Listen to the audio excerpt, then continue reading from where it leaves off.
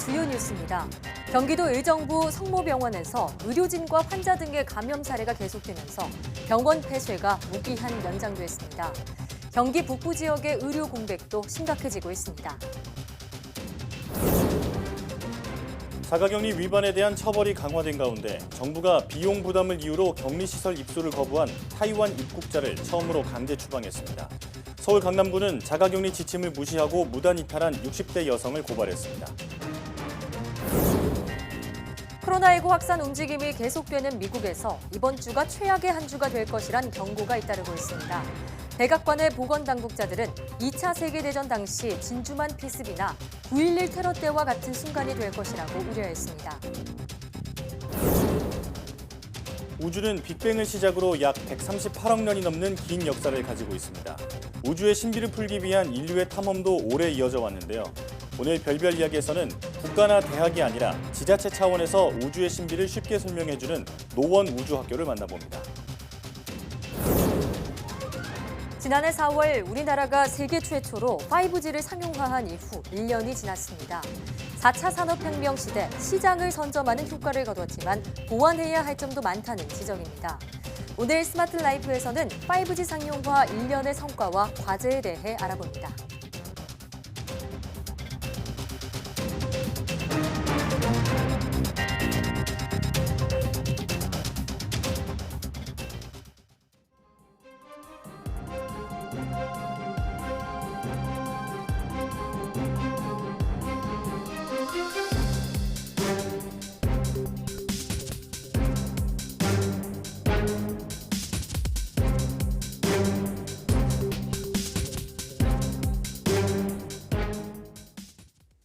여러분 안녕하십니까? 사이언스 투데이입니다.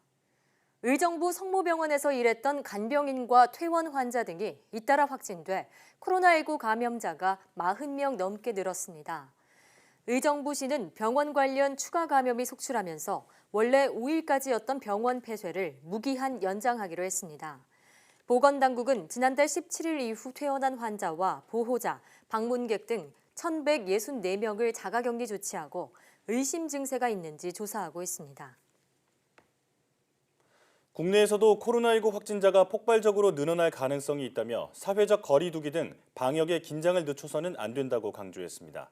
김강립 중앙재난안전대책본부 1총괄 조정관은 정례 브리핑에서 유럽이나 미국에서 보이는 폭발적인 지역사회 감염이 우리 사회에서도 나타날 수 있다며 이 경우 의료체계의 붕괴, 사망률 급증으로 이어질 위험성이 남아있는 엄중한 상황이라고 진단했습니다. 김 총괄 조정관은 2주간 집중적인 노력을 펼쳐왔지만 아직 안심할 단계가 아니며 교회, 병원 등 다중이용시설을 중심으로 산발적인 집단 감염 사례가 이어지고 있다고 밝혔습니다. 정부는 코로나19의 확산을 막기 위해 지난달 22일부터 5일까지를 고강도 사회적 거리 두기 기간으로 정했지만 확진자 수가 크게 줄지 않자 19일까지로 기간을 2주 추가 연장했습니다. 경기 군포의 50대 부부와 전북 군산의 베트남 유학생들을 비롯해 정부의 자가격리 지침을 어긴 사례가 잇따르고 있습니다. 자가격리 앱 설치도 자치단체의 확인 전화도 소용없었습니다. 홍성욱 기자입니다. 어머니의 확진 판정으로 2주간 자가격리 조치됐던 경기도 군포의 50대 부부. 하지만 자가격리는 말뿐이었습니다. 일가족 모두가 용인으로 나들이를 가기도 했고 로또 복권 판매점부터 주유소, 마트, 물류센터까지 자유롭게 다녀갔습니다. 어떻게 가능했을까? 정부는 밀접 접촉자에게 자가격리 통보와 함께 자가격리 앱 설치를 권장하지만 의무는 아닙니다. 해당 부부는 앱 설치를 거부했고 군포시는 하루 2번 자택으로 전화를 걸어 확인했습니다. 하지만 부부는 오전 10시와 오후 3시 매일 같은 시간에 확인 전화가 온다는 점을 이용했습니다. 보통 한 10시, 3시쯤 전화를 합니다. 그래서 이 전화도 안 받고 있는다든지 하면은 저희가 나가서 확인을 하는데 이 전화는 전다 받으셨다고 하고요. 자가격리 앱도 빈틈은 있었습니다. 베트남 유학생 3명은 앱을 설치했지만 위치 추적을 피하려 휴대전화를 집에 놔둔 채 5시간 동안 돌아다녔습니다. 휴대전화 위치만 보면 유학생들은 집에 있는 것으로 나오는 점을 악용한 겁니다. 근데 전화를 하니까 전화를 안 받더라는 거예요. 휴대폰 추적을 했더니 거기 그대로 집에는 있다고 하는데 안 받으니까 쫓아간 거죠. 경찰을 대동하고. 전국의 자가격리 대상자는 4만 명이 넘습니다. 모든 대상자를 24시간 관리하는 것은 현실적으로 불가능한 일입니다. 그 사이 무단 이탈자가 137명이나 나왔습니다. 정부가 자가격리를 위반할 경우 최대 징역 1년이나 벌금 1,000만 원으로 처벌을 강화한 이유입니다. 무단 이탈은 즉시 고발토록 하고 방역 비용 등에 대한 손해배상도 병행하여 청구할 예정이며 긴급 재난지원금과 생활지원비 지급 대상에서도 원천 배제됩니다. 정부 대책에 허점을 파고들며 나 하나쯤이야라는 생각으로 벌이는 일탈이 코로나19 극복을 더 늦추는 건 아닌지 반성해볼 대목입니다. YTN 홍석입니다. 정부는 자가격리를 위반한 사람들에 대해서 법적 처벌을 강화하기로 했습니다. 이뿐만 아니라 관리 수위도 높여 24시간 감시와 불시 점검을 예고했습니다. 권남기 기자입니다. 지리정보 시스템 통합 상황판을 활용하여 중앙재난안전대책본부, 시도, 시군구에서 이탈 여부를 3중으로 24시간 실시간 모니터링합니다. 자가격리자들의 이딴 일탈 행위에 대해 정부가 24시간 감시를 선언했습니다. 해외 입국자의 스마트폰에 설치된 자가격리 안전보호 앱과 지리정보 시스템을 연계해 이탈 여부를 실시간으로 감시하는 방식입니다. 별도의 전담 조직도 구성되는데 이탈이 의심되면 전담 공무원에게 연락해 위치를 확인한 뒤 경찰과 합동으로 현장에 출동합니다. 무단 이탈이 확인되면 해당 자가격리자는 고발 조치됩니다. 불시 점검도 전국적으로 하기로 했습니다. 스마트폰을 격리 장소에 두고 몰래 나가는 사례가 이어지자 나온 대책으로 이탈 이력이 있거나 앱을 설치하지 않은 사람을 중심으로 지자체와 경찰이 사전 통지 없이 주위에 불시 점검을 할 예정입니다. 이탈 주민신고제도 운영하는 등 정부는 민관이 촘촘하게 자가격리자에 대한 감시망을 쳐 이탈 행위를 막는다는 계획입니다. 4일 0시 기준으로 전국의 자가격리자는 총 37,248명, 이 중 3만 명은 해외 입국자들입니다. 늘어나는 해외 유입 사례 차단을 위해 정부는 자가격리에 대한 관리가 무엇보다 중요해졌다고 보고했습니다. 따라서 정당한 사유가 없는 무단 이탈자는 엄정 처벌할 방침입니다. 무단 이탈은 즉시 고발하고 방역 비용 등에 대한 손해배상도 병행해 청구할 예정입니다. 긴급재난지원금과 생활지원비 지급 대상에서도 완전 배제한다는 계획입니다. YTN 권남기입니다.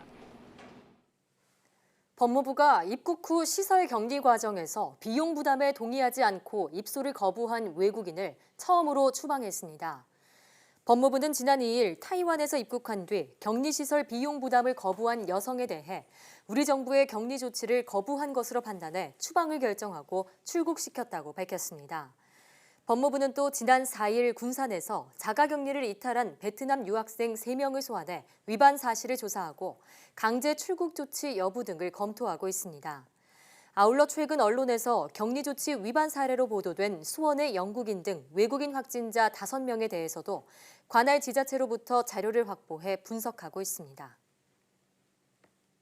서울 강남구가 코로나19 확산을 막기 위한 자가격리 수칙을 어기고 무단 이탈한 64살 여성을 감염병 예방법 위반으로 경찰에 고발했습니다. 강남구에 따르면 이 여성은 기존 확진자의 접촉자로 분류돼 지난 1일 자가격리 통지를 받았지만 이튿날 임의로 사무실에 출근했습니다. 이후 선별진료소에서 검사받고 음식점에서 식사한 뒤 정오쯤 자택으로 돌아갔으며 오후에 확진 판정을 받았습니다. 강남구가 코로나19에 따른 자가격리 무단 이탈자를 경찰에 고발한 것은 이번이 3번째입니다. 문재인 대통령이 취임 후 처음으로 5대 금융지주 회장들과 국책은행장들을 함께 만나 코로나19 대응 금융지원책을 점검했습니다. 문 대통령은 금융위 방역 현장의 의료진과 같다며 적시적소의 금융지원이 기업과 소상공인, 자영업자를 살릴 수 있다고 강조했습니다. 문 대통령의 발언 들어보시겠습니다. 금융은 방역 현장의 의료진과 같습니다. 의료진의 헌신이 환자들을 구하듯이 적극적인 금융이 기업과 소상공인, 자영업자들을 살릴 수 있습니다. 소상공인들에게 사업장은 생계 그 자체입니다. 몰려드는 업무로 힘드시겠지만 당장 생계의 위협을 겪고 있는 분들을 위한 긴급 자금인 만큼 신속성이 특히 중요하다는 점을 잘 이해해 주실 것이라고 믿습니다. 기업에 대한 자금 지원도 필요한 곳에 적시에 충분한 공급이 이루어져야겠습니다. 코로나19의 충격으로부터 기업을 지켜내야 일자리를 지키고 국민의 삶을 지킬 수 있습니다. 일선 현장, 창구에서 자금 지원이 신속하고 원활하게 이루어지는 것이 중요합니다. 일선에서 자금 지원 업무를 하는데 어려움이 많을 것입니다. 특히 적극적으로 자금을 공급하는 과정에서 의도하지 않은 과실이 일어날 수 있습니다. 이에 대해서는 특별히 다른 고의가 없었다면 기관이나 개인에게 정부나 금융당국이 책임을 묻는 일은 없을 것입니다. 이 점을 분명히 약속드립니다. 코로나19 바이러스가 증식하고 전파되는 과정이 실험 동물을 통해 밝혀졌습니다. 충북대 의과대학 연구팀은 족제비의 일종인 패럿을 이용해 세계 최초로 코로나19의 감염과 전파 과정을 검증했다고 밝혔습니다. 연구팀은 코로나19에 감염된 패럿에서 발열과 기침 등이 나타난 것을 관찰하고 동물의 코 분비물뿐 아니라 타액과 소변, 대변에서도 바이러스가 배출되는 것을 확인했습니다. 또 패럿의 비강과 기도, 폐, 장에서 코로나19에 감염된 조직을 직접 관찰해 바이러스의 증식과 전파 과정을 연구했습니다. 연구팀은 이번 연구 결과를 백신이나 전파 방지 약제를 개발하는 연구에 적용할 수 있을 것으로 기대한다고 말했습니다. 코로나19로 외출을 자제하는 청소년을 위해 과학 실험을 하고 선물을 받을 수 있는 이벤트가 마련됐습니다. 국립중앙과학관은 종이와 달걀, 빨대 등 간단한 재료로 할 수 있는 과학 실험 12개를 공개하고 참가자 전원에게 선물을 주는 집에서 해보는 신기한 과학 실험 이벤트를 개최한다고 밝혔습니다. 이벤트에 참여하려면 과학관 홈페이지 또는 블로그에 공개된 실험 가운데 한 개를 직접 하고 인증사진과 경험담을 SNS에 올린 뒤 블로그에 댓글을 남기면 됩니다. 이번 이벤트 참가자에게는 5,000원 상당의 기프티콘이 제공되고 12개의 실험에 모두 참가하면 과학관 캐릭터 인형이 추가로 증정됩니다.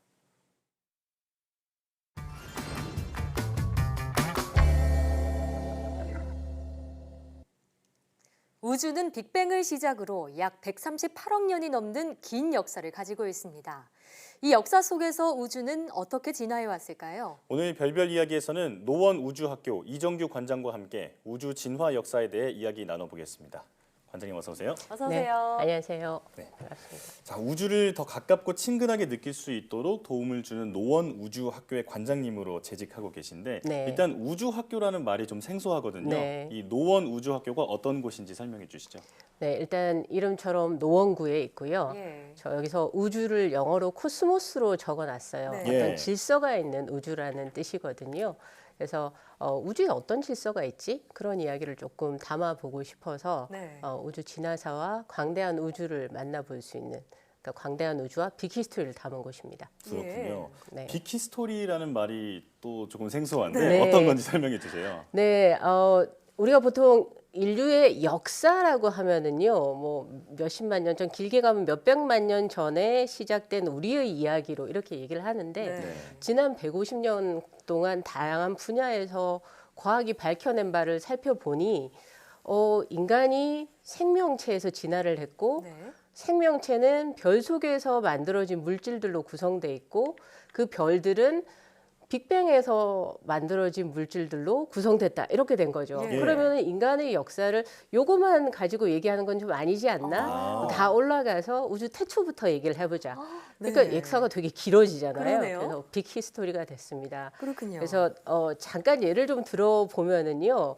제가 만약에 팔을 이렇게 쭉 뻗어서 여기가 138억 년 전 빅뱅이 된 때고 여기가 우리가 지금 서 있는 시간이라고 얘기를 하면은요. 태초에 에너지가 폭발해 나와서 입자들이 만들어지고 별들이 만들어지고 쭉쭉쭉쭉 해서 우리 태양이 만들어지는 건 이게 한 3분의 2좀 지났을 때예요. 오, 아, 그렇게나 예. 멀리 지나서요. 네. 그리고 여기에서 주변에 만들어진 지구에서 최초의 생명이 만들어지고 예. 정말 그 하나짜리 세포가 진화해서 좀 복잡한 세포, 우리 지금 몸에 있는 세포와 같은 게 되는 게 여기예요. 예. 예. 이 진화사를 다 따라오면 좀 속상하실 분들도 있겠지만 네. 요 손톱 끝에 제 손톱이 특히 짧은데요. 요게 우리 인간의 역사예요. 근데 예. 그래서 옛날에는 우리가 요 손톱 끝을 우리의 역사라고 생각했다면 사실은 우리는 이게 다 있어야지만 지금 그쵸. 있을 수 있다라고 그렇죠. 하는 예. 그런 이야기를 하고 있습니다. 예. 그러니까 우리 인간의 역사를 고작 이 손톱 끝이 아니라 우주의 시작부터 봐야 한다. 이게 논리신 것 같은데. 그렇죠. 근데 우주 시작이라고 하면은 보통 우주는 폭발로 빅뱅으로 네. 시작을 해서 계속해서 팽창하고 있다. 이게 지금 상식으로 받아들여지고 네. 있잖아요. 이런 빅뱅 이론을 증명한 천문학자가 20세기 최고의 천문학자로 불리는 허블이라면 네. 이보다 먼저 이 이론을 제시한 학자가 있죠. 네, 르메트르라는 예. 신부님이신데 또 천문학을 공부하셨던 분이 그래요? 계세요. 네, 네. 그분이 아인슈타인이 장방장식을 만들어냈을 때, 일방상대성 이론을 만들어냈을 때 그 식을 풀어보시고, 이러면 우주가 태초에 팽창하는 것이 아닌가. 팽창을 해야 되는데 뭐 예. 이런 얘기를 먼저 하셨던 거죠. 그리고 에드윈 허블이 그 관측을 통해서 그걸 증명을 했던 거고요. 그 증명 과정을 좀 더 구체적으로 설명해 주시죠. 증명은 이제 그 허블이 예. 당시에 가장 큰 망원경을 가지고 있었어요. 예. 2m짜리를. 그래서 먼 은하까지의 거리를 재고 그 당시에 잴 수 있었던 쟤네들이 어떻게 움직이고 있지 네. 않은 이동 속도까지를 재봤는데 해봤더니 가까이 있는 애는 천천히, 멀리 있는 애들은 빠르게 이렇게 가는 식으로 멀어지고 아, 있다라는 예. 거예요. 그래서 우주가 팽창하고 있다라는 걸 증명하게 됐습니다. 관측적으로 그렇군요. 이론이 네, 아니라. 증명이 네. 됐군요. 네. 네. 자, 그러니까 강력한 에너지원을 가진 원시 원자가 폭발하면서 일단 우주가 시작이 됐고, 네. 네, 그리고 이제 그 이후에 지금의 우주가 만들어졌다는 말씀이신데, 네. 그렇다면 그 우주 공간에 가득 채우고 있는 별들은 어떻게 만들어졌는지 궁금해요. 네, 아까 원시 원자라는 말이 조금 오해를 불러일으킬 수 있어서 네. 정정을 하자면은요. 그러니까 그 빅뱅이라는 걸로 공간과 시간이 시작이 됐고 그 이전엔 뭐가 있었는지 저희가 전혀 알 수 예. 없어요. 근데 어쨌든 폭발로 등장을 했을 때 그 에너지 속에서 작은 입자들이 만들어지거든요. 그리고 그 입자들이 모여서 별을 만들게 됐습니다. 네. 그렇군요. 자, 그럼 지금까지 이야기해 주신 것만 들어봐도 우주의 이 태초부터 지금까지 오는 역사가 참 장대하다 이런 생각이 드는데요. 네. 우리 인류는 왜 계속 이렇게 우주에 대해서 궁금해하고 탐구하는 걸까요? 글쎄요. 근데 그거는 되게 사람들마다 그 이유는 다르겠죠. 이유는 다르겠는데 제가 생각하기에는 그게 우리 근원에 관한 이야기이고 우리의 네. 기원에 관한 이야기이기 때문에 네. 그리고 또 우리가 살고 있는 집, 그러니까 우주가 집주잖아요. 예. 네. 근데 그 앞에 집은 공간상의 집이고 뒤에 집은 시간상의 집이래요. 그러니까 예. 우리가 살고 있는 집으로서는 가장 큰 집이고 시간상으로 보면 아까 말씀드렸듯이 이런 과정을 통해서 우리가 생겨난 거니까 예. 우리의 기원에 관한 이야기인 것도 하죠. 네. 그럼 결국은 우주에 대한 관심은 나에 대한 관심입니다. 내가 어디서부터 왔느냐. 그렇죠. 내가 어디에서부터 왔는지에 네. 관한 거. 그다음에 내가 어떻게 살아가야 될지에 관한 관심까지 과학이 거기까지는 답을 하고 있지 않을지 모르지만 네. 그런 관심에서 시작된 게 아닌가 싶습니다. 네, 이 나에 대한 탐구 그리고 네. 내가 사는 곳에 대한 탐구가 바로 우주의 탐구라는 말씀이신 네. 건데요. 자, 그렇다면 앞으로 우리 우주가 어떻게 변할지도 궁금하거든요. 네. 어떻게 보고 계신가요? 계속 팽창을 하는데 팽창하는 속도가 점점 빨라지고 있대요. 네. 그래서 아주 먼 미래에는 우리가 밤하늘을 보더라도 밤하늘에서 볼 수 있는 별이나 은하가 없을 거라고 얘기를 해요. 은하가 네. 너무 멀어져서 그리고 그때쯤 되면은 은하에서 새롭게 별을 그러니까 이미 태어난 별들은 죽어가고 예. 새롭게 태어나는 별들은 없고. 그래요. 네, 그래서 그냥 나가서 봐도 깜깜할 거라는데요. 저는 그 상황을 상상만 해도 좀 슬퍼요. 예.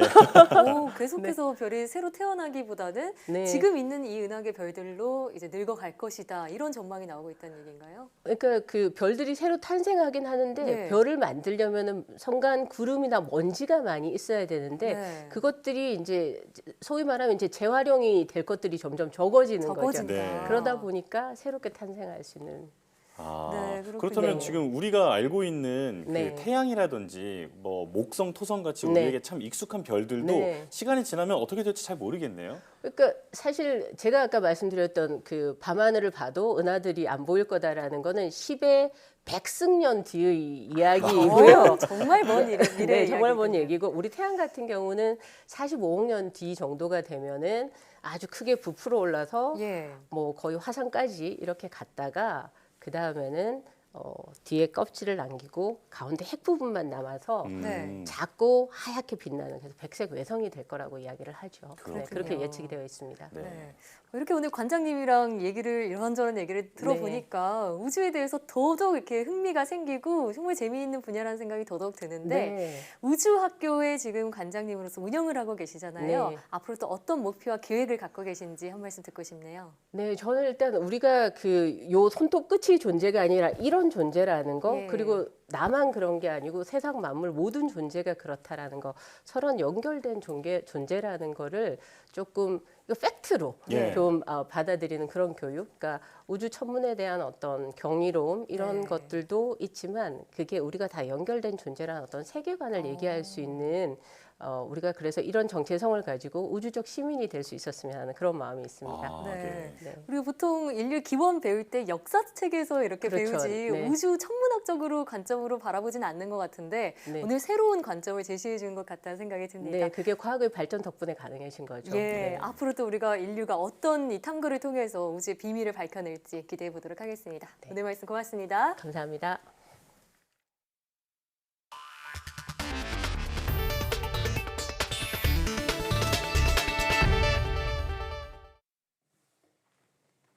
미국 백악관 태스크포스의 보건당국자들이 이번 주가 최악의 한 주가 될 수 있다는 우려를 연일 강조하고 있습니다.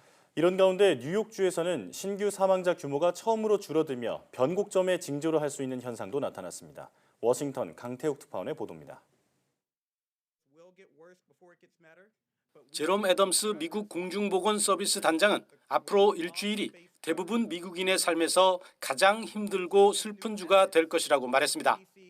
많은 사상자를 냈던 2차 대전 당시 진주만 피습과 2001년 9.11 테러와 같은 순간이 될 거라는 겁니다. 앞서 사회적 거리두기 지침을 한 달 연장하면서 트럼프 대통령이 치명적이고 참혹한 시기라고 말한 것과 같은 맥락입니다. You're going to start seeing some real light at the end of the tunnel, but this is going to be a very painful, very painful 2 weeks. 앤서니 파우치 소장도 불행히도 이번 주는 나쁜 한 주가 될 것이라며 발병 곡선 상승을 계속 보게 될 것이라고 말했습니다. 그러면서 일주일 이내나 조금 더 후에 곡선이 평평하게 되고 내려오기 시작하는 것을 보기를 바란다고 덧붙였습니다. 참혹한 시기를 일주일여 더 겪으면 정점을 찍고 확산이 꺾일 수 있다는 의미입니다. 징조라 할 수 있는 현상도 나타났습니다. 미국에서 확산의 진원지가 돼버린 뉴욕주에서 1일 신규 사망자가 처음으로 감소한 겁니다. 이틀 전 630명까지 치솟았다가 590명대로 줄었습니다. 앤드루 쿠오모 주지사는 일시적 현상일 수 있다며 섣부른 낙관을 경계했습니다. We could be either very near the apex or the apex could be a plateau and we could be on that plateau right now. We won't know until you see the next few days. Does it go up? Does it go down? 중국발 입국자 제한과 마스크 착용 등에서 뒷북 대처로 비판을 면치 못하는 트럼프 행정부가 바람대로 이번 달 내로 발병 곡선의 정점을 보게 될지 주목됩니다. 워싱턴에서 YTN 강태욱입니다. 미국이 코로나19 치료 장비 부족이 심각해 10센트짜리 검진 면봉마저 동났다고 미 월스트리트 저널이 보도했습니다.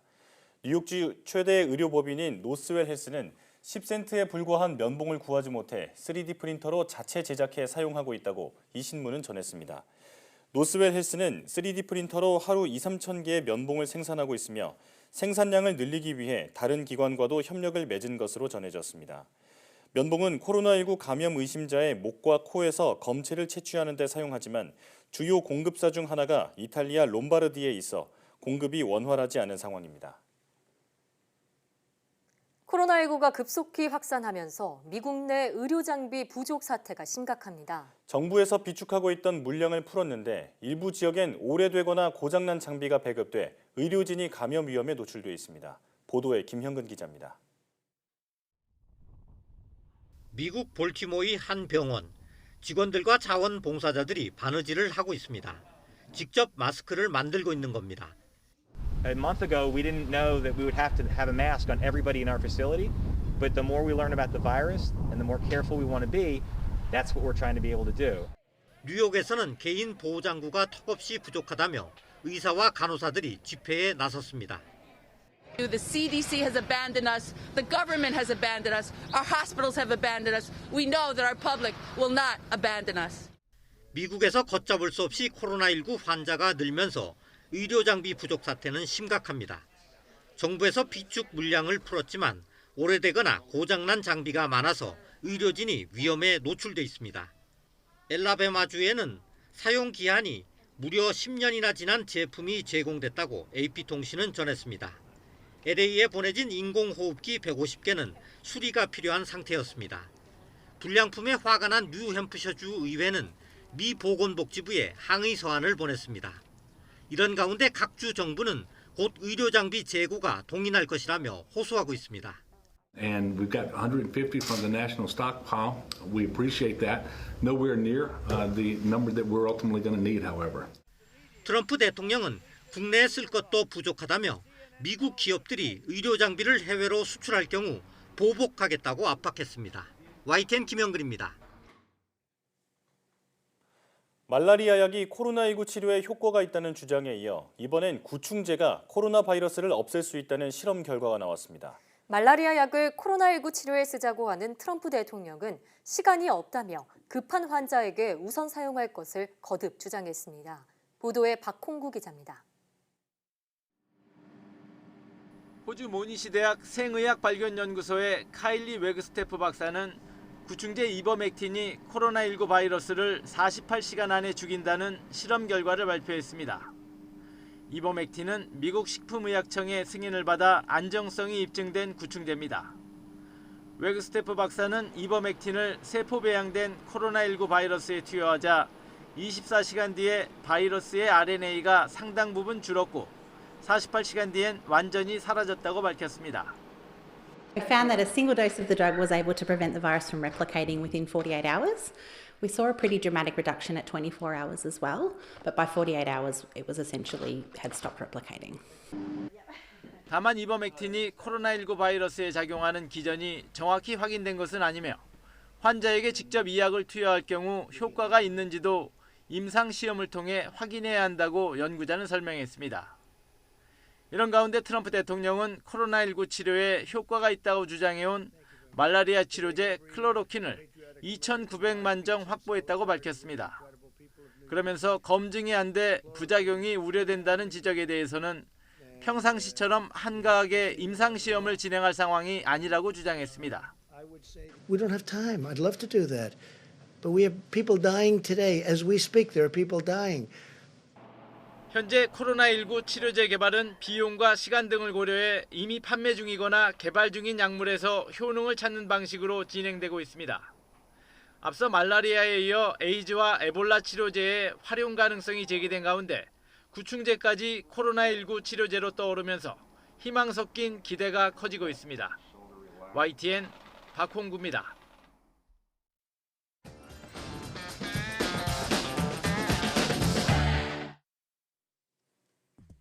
한 주간 화제의 뉴스를 뽑아보는 사이언스 핫5 시간입니다. 지난주에는 어떤 과학 뉴스가 시청자들의 눈과 귀를 사로잡았을까요? 5위부터 만나보시겠습니다.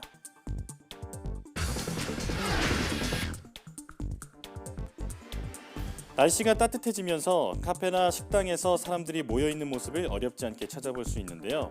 이 때문에 사회적 거리두기에 대한 경계가 느슨해지고 있다는 우려가 커지고 있습니다. 아직은 안심할 수 없는 상황인 만큼 사회적 거리두기에 대한 고삐를 풀지 않으려는 시민들의 노력은 물론이고요. 손님 한 명이 아쉽더라도 테이블 간 간격을 조정하는 등의 업계 노력도 계속돼야 할 것으로 보입니다.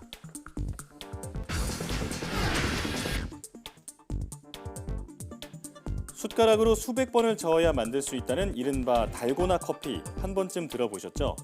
코로나19 탓에 집에 있는 시간이 많아지면서 달고나 커피 만들기나 콩나물 기르기와 같은 실내 활동들이 유행하고 있는 건데요. 코로나19 사태가 길어지면서 자칫 우울감도 깊어질 수 있는 시기에 집에서 조금이나마 즐겁게 지내려는 시민들의 아이디어가 소소한 즐거움을 건네고 있습니다.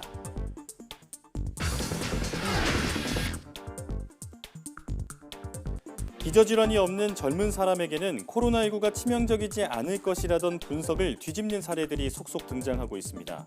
우리나라에서도 기저질환이 없는 40대 남성 환자가 사망하면서 코로나19 안전지대는 없다는 목소리가 높아지고 있는데요. 코로나19가 기존 코로나 바이러스와는 다른 신종인 만큼 섣부른 예측보다는 바이러스에 대한 조심스러운 접근과 철저한 방역이 무엇보다 중요해 보입니다.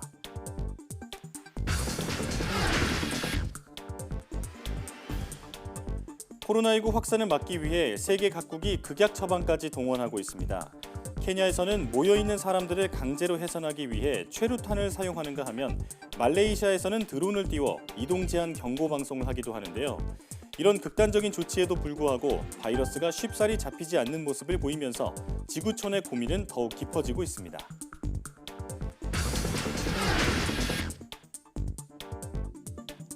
코로나19가 전 세계로 확산하면서 의료 인력 부족과 의료진 감염 우려가 커지고 있는데요. 이런 문제를 해결하기 위해 코로나19 방역과 치료 현장에 로봇이 등장했습니다. 이 의료 로봇들은 병원 곳곳을 살균하거나 환자복이나 의료 장비를 나르는 등의 역할을 하고 있는데요. 질병을 차단하거나 진단하는 일을 넘어 치료제 개발에도 활용할 수 있는 똑똑한 의료 로봇이 일선 의료 현장을 바꿀 날도 머지않아 보입니다. 지금까지 사이언스 핫5였습니다.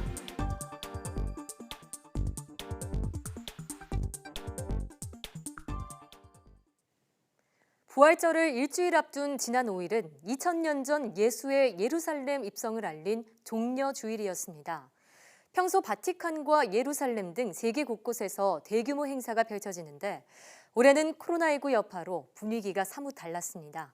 조수현 기자입니다. 이탈리아 중부 페루자에 찬송가가 울려 퍼집니다. 코로나19 확산 우려에 모든 종교 행사가 금지되자 한 신부가 옥상 위에서 종려주일 미사를 집전한 겁니다.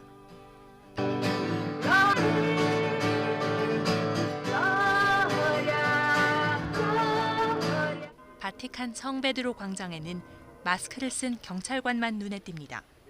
보통 종려주일 미사에는 신자와 관광객 수만 명이 광장에 모이는데 올해 교황은 신자 없이 미사를 집전했습니다. Amare, pregare, perdonare, prendersi cura degli altri, in famiglia come nella società può costare. 예루살렘에서도 기존의 종려주일 퍼레이드 행사가 취소됐습니다. 예수의 예루살렘 입성을 재현하며 코로나19가 물러가길 바랐습니다. We want peace. In the meantime, we pray God remove this corona. All people is sick. 트럼프 미국 대통령도 코로나19 브리핑에서 종려주의를 거론했습니다. 최전선에 있는 의료진 등의 안전과 함께 모두가 힘든 시기를 잘 이겨낼 것을 기원했습니다. We will overcome. We will prevail. We have learned so much. We will be stronger than ever. 가톨릭과 기독교의 최대 축일인 부활절이 다가오면서 세계 각국 정부는 코로나19 확산세가 악화하는 계기가 되지 않도록 긴장감을 늦추지 않고 있습니다. YTN 조수연입니다. 코로나19의 진원지인 중국 우한에 대한 봉쇄 조치가 오는 8일 풀릴 예정이어서 중국의 코로나19 종식 선언이 카운트다운에 들어갔다는 분석이 나오고 있습니다. 후베이성 정부는 오는 8일 새벽 0시를 기해 우한에서 외부로 나가는 교통 통제를 해제한다고 발표했습니다. 이에 따라 8일부터 우한 시민들은 건강코드 증명서만 있으면 우한 밖으로 자유롭게 이동할 수 있게 됩니다. 우한은 지난 1월 23일부터 2달 보름 동안 봉쇄됐으며 코로나19로 인한 누적 사망자는 2,500여 명, 확진자만 5만여 명에 달합니다.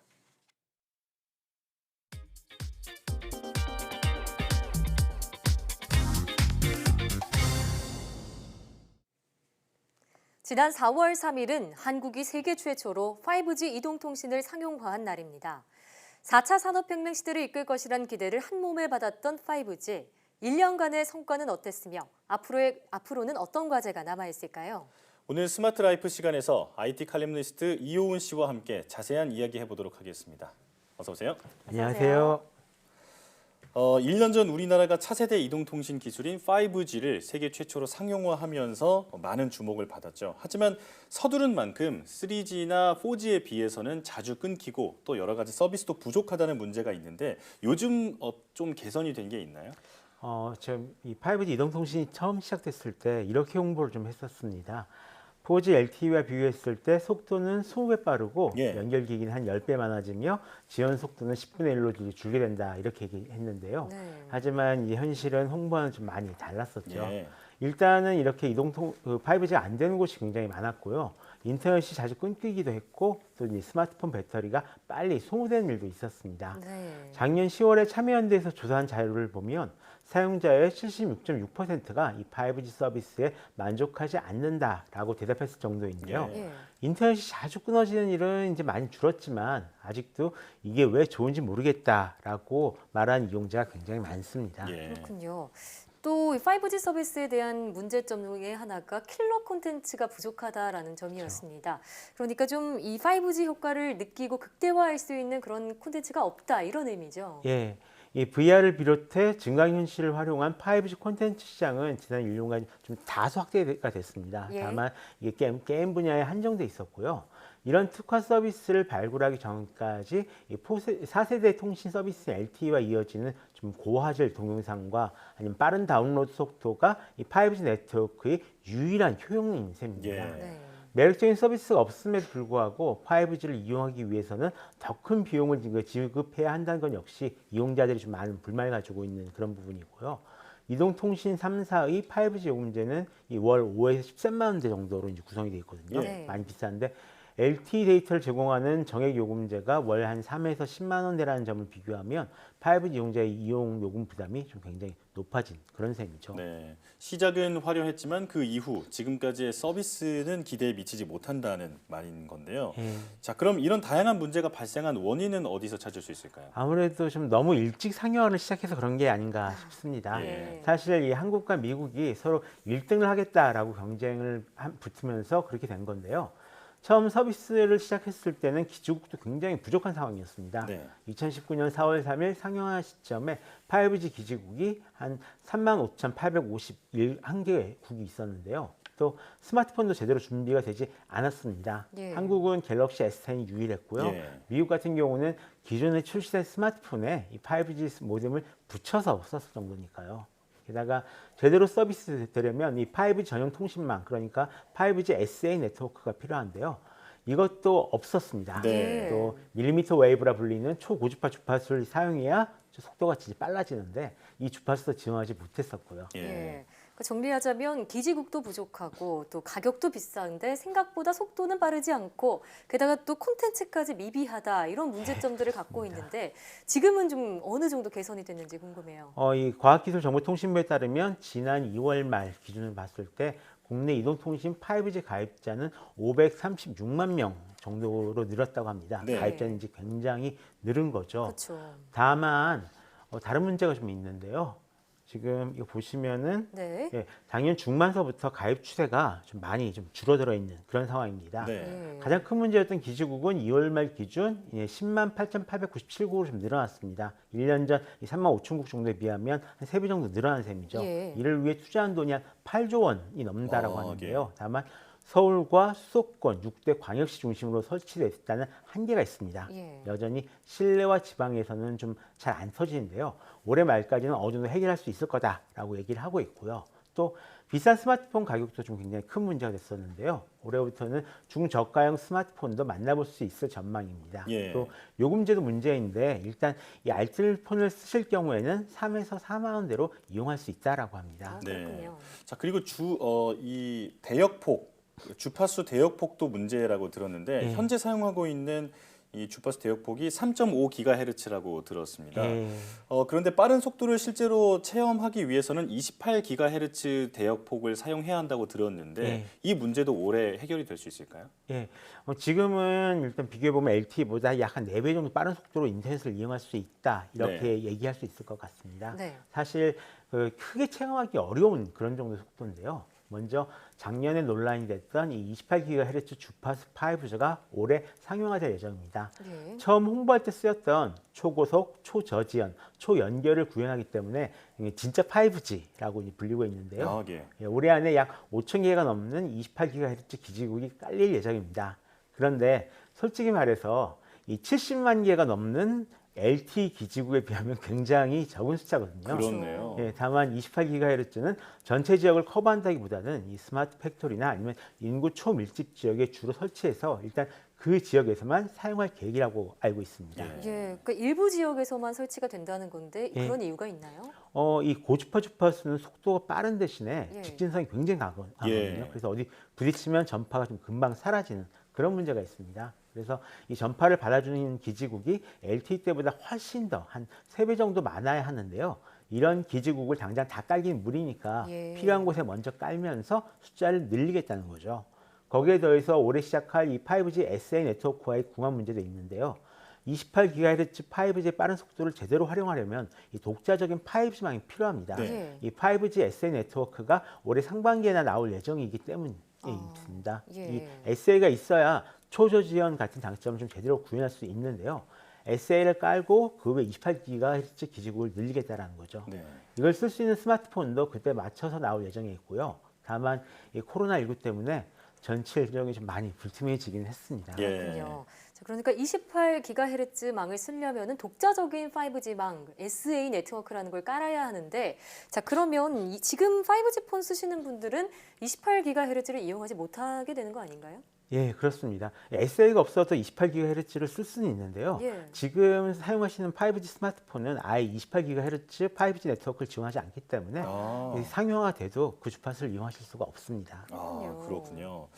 자, 서비스 부분에서 여러 문제가 나타나고는 있지만 그래도 세계 최초로 5G를 상용화했다는 타이틀은 우리나라가 확보한 상태잖아요.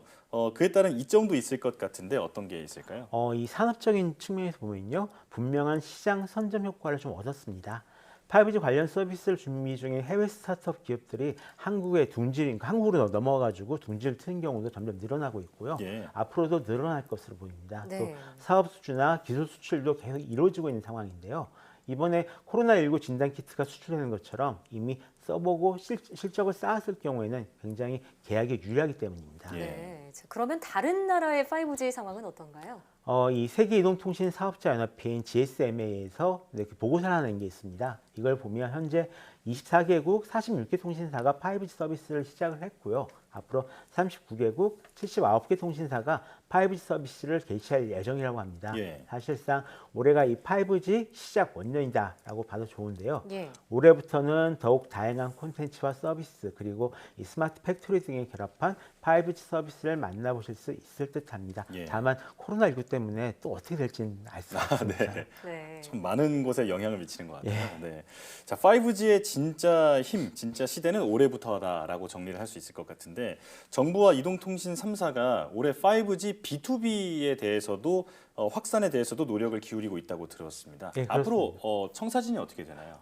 그동안 이 5G 상용화 과정에서 이 기업 대 소비자, 그러니까 B2C에 좀 더 많은 방점을 찍었던 게 사실이고요. 앞으로는 기업 간 거래, 그러니까 B2B에 훨씬 더 좀 무게를 두고 발전시켜 나갈 계획이 있다라고 합니다. 이 B2B 시장에서 B2B 시장으로 넘어가기 위해서 법무처가 공동으로 이 5G 전략위원회를 이제 운영하고 있고요. 또 스마트 팩토리와 스마트 시티를 조성하기 위해 국토교통부, 중소벤처기업부와 지금 협업해가지고 이제 시범 사업 그리고 초기 사업을 진행하고 있는 중인데요. 하지만 이 5G를 최초로 상용화하고 커버리지를 만들어서 서비스를 제공한 지 얼마 되지 않은 단계에서 이 사업 모델에 대해서 고민하는 것은 아직 이른 게 아닌가라는 우려의 목소리도 나오고 있는 상황입니다. 자, 1년이 지난 올해가 5G의 진짜 모습을 만날 수 있을지 한번 기대를 해보도록 하겠습니다. 오늘 말씀 고맙습니다.